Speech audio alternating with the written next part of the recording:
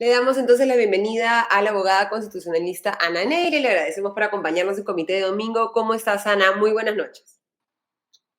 ¿Qué tal, Ale? Buenas noches, un gusto estar con ustedes. Hemos tenido reacciones distintas esta semana, una defensa bastante férrea por parte de los magistrados actuales del Tribunal Constitucional, críticas aún más férreas de ex magistrados del Tribunal Constitucional como Marianela de Ledesma, que ha dicho literalmente que el Tribunal Constitucional está destruyendo el orden constitucional y el balance de los poderes en el país. Y por otro lado, algunos que consideran que más bien estas sentencias del Tribunal Constitucional le devuelven al Congreso la posibilidad de más o menos hacer su trabajo y cumplir el encargo que tienen constitucionalmente de dar leyes. ¿Tú cómo ves en términos primero generales y luego vamos a entrar a los específicos esta serie de sentencias del Tribunal Constitucional anunciadas esta semana? Sí, yo creo que lo primero que habría que decir es que todavía no hay sentencia, como bien señalabas. Entonces, en verdad estamos un poco sacando conclusiones de una nota de prensa que ha emitido el tribunal, en la que nos ha dicho más o menos cómo va a resolver este proceso competencial que inició el Congreso contra el Poder Judicial. Pero sí, por lo menos a mí me preocupa lo que ya van anunciando, porque me da la impresión, y también por las declaraciones de uno de los magistrados que ha estado en medios de comunicación, esta idea de que hay ciertos espacios que no pueden ser controlados, ¿no? Ciertos espacios que están fuera de la posibilidad de que un juez haga algo porque el Congreso tiene esta competencia exclusiva, casi garantizada, digamos, libremente. Y eso creo que es peligroso en un Estado constitucional, ¿no? En general, digamos, una de las bases de un Estado constitucional hoy es justamente la existencia de contrapesos de uno y otro poder, de una y otra institución, y cuando el Congreso, cuando el tribunal dice que el Congreso no está sujeto de alguna manera a estos controles cuando ejerce ciertas competencias, lo está haciendo una especie de poder sin límites. Y esto nuevamente podíamos considerarlo en una visión más tradicional de la distribución de poderes, pero hoy, con la forma como entendemos este tipo de competencias, creo que ya se haya superado, ¿no? Y pongo un ejemplo que además nos es muy común y muy conocido lamentablemente en el Perú, que es la idea de los indultos de amnistía, ¿no? Antes, por ejemplo, un indulto o una amnistía, uno consideraba que era una cuestión política, sin límites, que no se podía controlar, que el Congreso o el Ejecutivo lo dictaban y no se podía hacer nada contra eso. Y ya nos hemos comenzado a dar cuenta que incluso a esa competencia hay que ponerle límites. Porque, por ejemplo, si hay un crimen de lesa humanidad, si hay una violación de derechos humanos, no se puede indultar a alguien o amnistiar a alguien. Entonces, eso nos demuestra que ya en la visión actual que tenemos del Estado constitucional, cada vez hay menos áreas que, digamos, que están fuera del control.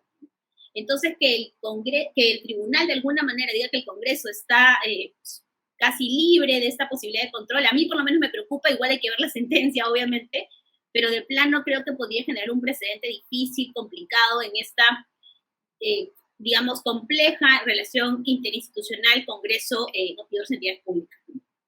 Pero mirándolo desde la otra perspectiva y escuchando, digamos, los argumentos de quienes están a favor de estas resoluciones, empezando por los propios miembros del Tribunal Constitucional, señalan que un juez del Poder Judicial, un juez de primera instancia, no puede tener el poder de, a través de una medida cautelar, estorbar o detener acciones del Congreso, como en este caso sobre los que hay las resoluciones, que es el nombramiento del defensor del pueblo, por ejemplo, ¿no? Y que el Congreso, debido a que es su función finalmente legislar, debería tener posibilidad de hacerlo. Claro, pero digamos, igual, imaginemos la elección del defensor, la elección de los propios miembros del TC. No pueden ser tampoco potestades que se ejerzan sin ningún control. Porque imaginemos que se les ocurriera los congresistas encerrarse, no sé, 2 días y elegir al defensor sin transparencia, sin conocer a quiénes son los candidatos, sin que haya una mínima posibilidad de control de la ciudadanía. Entonces, eso es legítimo porque es una competencia exclusiva del Congreso. Yo creo que ahí eso también es un peligro, ¿no? Estamos de alguna forma diciéndoles, no importa cómo lo hagas, con tal de que lo hagas y entonces no tienes límites. Ahora, Ale, lo que tú dices yo coincido, de repente está mal que lo pueda hacer cualquier juez en cualquier momento, en cualquier condición. Entonces, generemos una norma en la cual sería que, por ejemplo, lo revisa una sala, no un juez de primera instancia, ¿no? Como hay que recordar, cuando hay decisiones de órganos judiciales, lo revisan vía habeas corpus o vía amparo una sala y ya no otro juez, ¿no? No uno, sino tres personas que tienen que ponerse de acuerdo y resolver. Entonces, generemos esa regla, ¿no? Pero no digamos, no puede haber control. Creo que ese tal vez es un poco la preocupación de algunos de nosotros, que la opción frente a eventualmente el exceso, frente a eventualmente lo que podría estar haciéndose indiscriminadamente tal vez por algunos jueces, sea no control, más que limitemos de alguna manera esta posibilidad de control judicial. O definamos cómo se establece ese control, ¿no? Porque para entenderlo digamos, antes de pasar a lo específico, digamos, vayamos incluso a lo más general.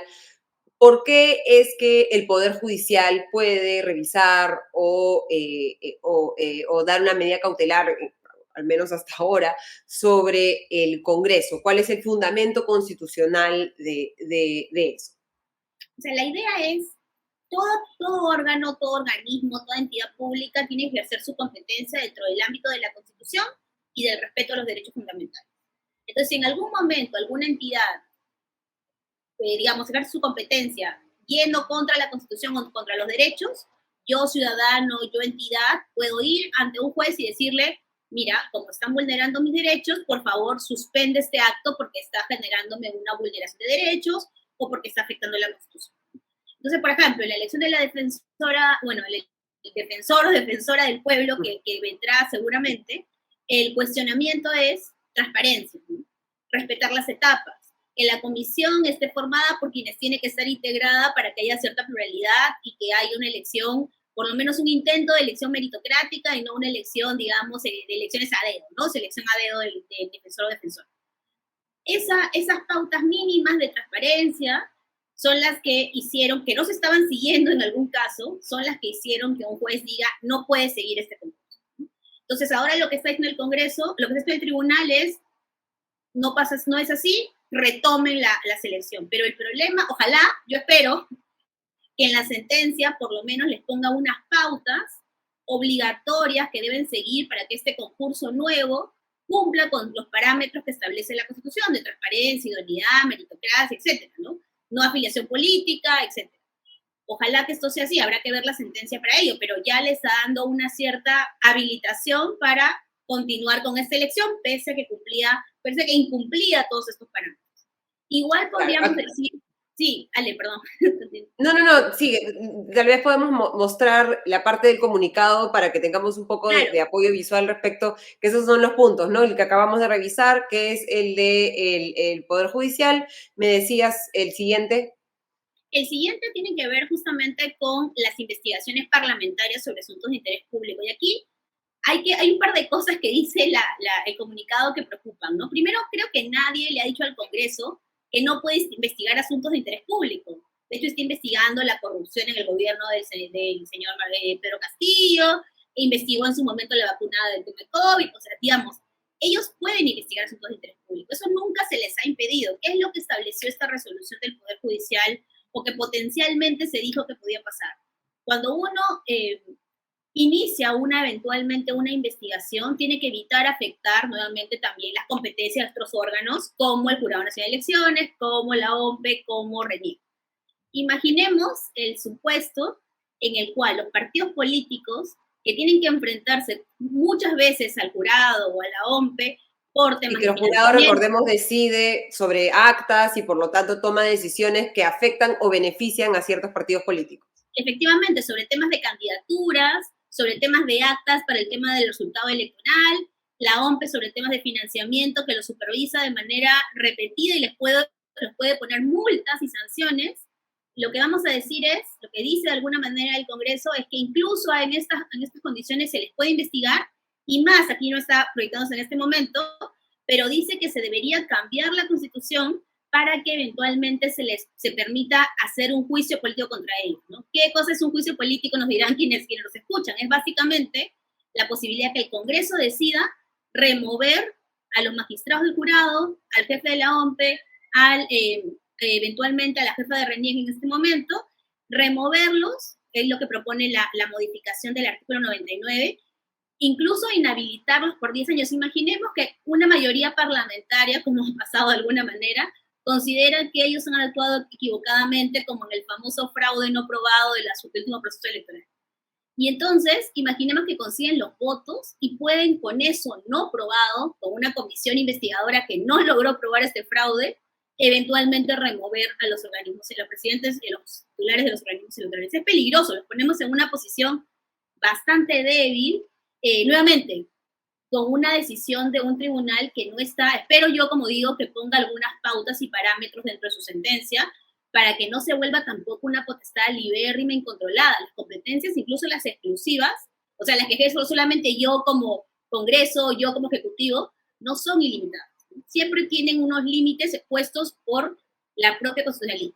Los actuales magistrados del Tribunal Constitucional que hasta ahora han hablado sobre el tema, y nuevamente estamos hablando sobre el comunicado y no sobre la sentencia, y tenemos las declaraciones nada más para trabajar y analizar, han dicho que esta exhortación de incluir a los jefes de los organismos electorales, el Jurado Nacional de Elecciones, OMPE y RENIEC en el artículo 99 de la Constitución, es más bien una protección a estos titulares de los organismos electorales y no una desprotección. ¿Tú qué responderías a esto? Lo que pasa es que ahí hay un pequeño truco de la Constitución también, ¿no?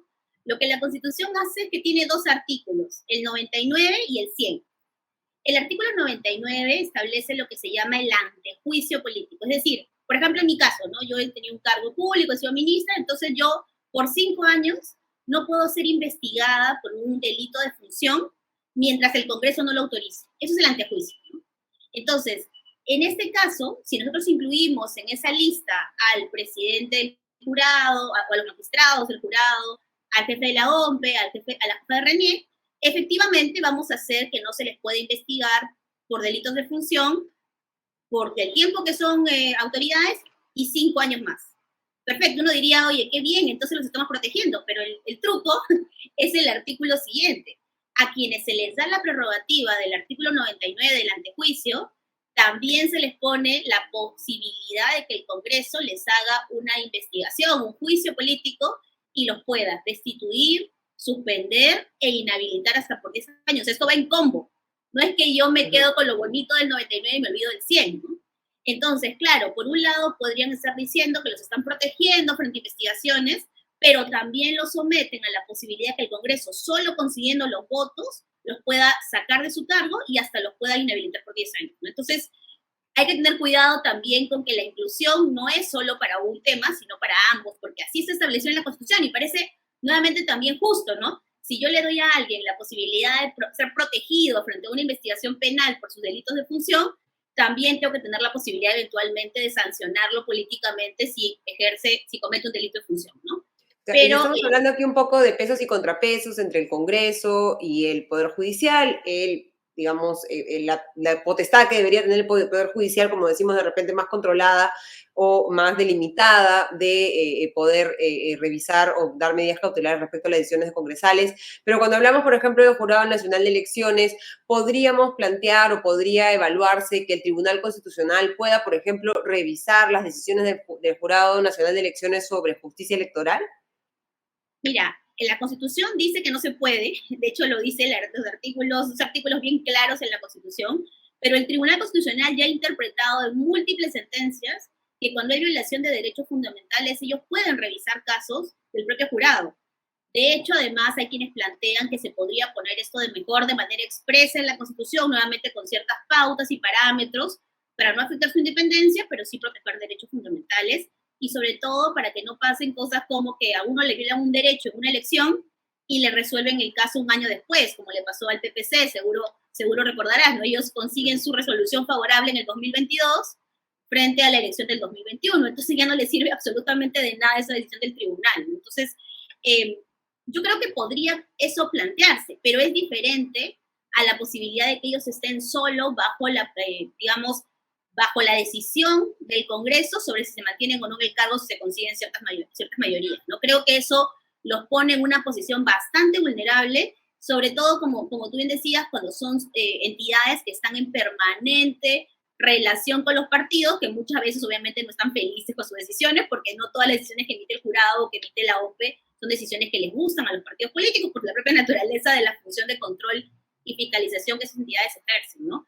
Ahí también verán en el comunicado esta exhortación, ¿no?, que se hace a la Junta Nacional de Justicia para que evalúe la conducta funcional de estos jueces. De alguna manera, el tribunal está diciendo, sancionen a estos jueces, ¿no? Porque está señalando que han ejercido su potestad eventualmente de manera seguro para su lectura, equivocada, con excesos, ¿no? Creo que también es un poco peligroso, si bien la Junta, por supuesto, lo puede investigar, sí puede ser un poquito peligroso para la independencia judicial que cuando un juez decide, medio lo asustemos con la posibilidad de ser sancionado, aun cuando esto existe, ¿no? Finalmente es posible quejarse y que ellos se les sancione, pero que el tribunal lo ponga en su sentencia, a mí sí me parece que está generando condiciones bien fuertes para que esta sanción se produzca, frente a decisiones con las que uno puede estar más o menos en contra, pero que yo no creo que estén fuera del marco constitucional, ¿no? Y bueno, lo otro que no hablábamos es lo de la SUNEDU, que también exactamente, a eso quería llegar y regresar de repente al anterior, que es el último punto. En este punto, ¿qué te gustaría que aclarara? Ya, digamos, porque ahorita estamos ya en el terreno del deseo de qué podría suceder en esas sentencias que aún no se han publicado. ¿Qué nos dice lo poco que se ha anunciado y qué, como hemos conversado, qué cosas deberían aclararse o deberíamos esperar que se hayan aclarado en la sentencia? Sí, aquí estamos hablando, hay que pensar que no estamos hablando de todas las leyes de SUNEDU o todos los cambios, ¿no?, que se han hecho a la que muchos calificamos como esta contrarreforma universitaria por todo lo que han retrocedido en mucho de lo que se había avanzado, sino concretamente en lo que tenía que ver con este cambio, recordemos, del consejo directivo de la SUNEDU, ¿no?, que incorporaba a las universidades dentro de su conformación. Y frente a esto, lo que hizo, ahí no recuerdo quién lo demandó, pero llegó un amparo al Poder Judicial. El sindicato de SUNEDU, que es la parte de forma que critica el Tribunal Constitucional, o al menos hasta lo que han comentado los magistrados hasta el momento, ¿no? Bueno, entonces, digamos, no recordaba eso, pero en todo caso, estábamos con esta demanda, con esta cautelar, que lo que había dicho es no se puede implementar esta reforma del Consejo Directivo mientras se resuelva la demanda de amparo, ¿no? Lo que de alguna manera en este caso está haciendo el tribunal, es decir, se puede seguir con esta implementación, no es que el amparo lo haya suspendido, ¿no? Y una implementación que ya se había empezado a hacer antes incluso de la sentencia del Tribunal Constitucional, ¿no? Sí, de alguna manera además se continuó un poquito desacatando también esta decisión judicial con todo lo que esto ha generado en cuestionamientos, ¿no? El propio ministro con una persona nombrada que parece que no cumple el perfil que debe exigir por esta conexión que tiene con las universidades y bueno, esta elección medio extraña del consejo directivo con menos representantes de lo que tendría que tener, etcétera, ¿no? Pero aquí el tema nuevamente es que de alguna manera, digamos, yo con la resolución de SUNEDU, si bien coincido mucho con el fondo porque me parece una resolución buena en el sentido que ayudó a que este procedimiento no continúe, sí tengo algunas discrepancias teóricas con la sentencia porque me parece que controlar un proyecto de ley es una cosa que no se puede hacer vía un amparo, que se controlan leyes, no proyectos normativos. Y con eso también espero, yo como estamos en esta idea de los deseos, que ojalá que la sentencia vaya en el sentido de decir, sentencia del tribunal quiero decir, vaya en el sentido de decir, no estuvo bien la forma como esta jueza eventualmente inaplicó esta ley para estos amparos, ¿no? Sin embargo, estas pautas en las cuales si hubiera independencia, estaría bien, ¿no? Entonces creo que si fuera de este modo, estaríamos haciéndolo adecuadamente. O si dijera, por ejemplo, no se controlan proyectos normativos, sino se controlan leyes aprobadas, ¿no? Este argumento del sindicato a mí me parece un argumento un poco débil porque finalmente cuando hay un amparo, en verdad la legitimidad es relativamente amplia porque, digamos, estamos hablando de una norma que potencialmente nos vincula a todas las personas porque estamos hablando de una institución que es una institución pública que tiene que ver con las universidades, que las de todos, de alguna u otra manera estamos impactados. Ojalá que el argumento no sea tan formalista, sino que vaya más por el tema de fondo y que nuevamente sea acotado, ¿no? Porque si termina siendo, perdón Alex, termina siendo un argumento según la cual todo lo que hace el Congreso casi está oleado y sacramentado y no se puede controlar, ahí sí tendríamos algunos mayores problemas. Exactamente. Muchísimas gracias, Ana Neira, por habernos acompañado esta noche en Comité de Domingo. Gracias, Ale Costa. Un gusto estar con ustedes.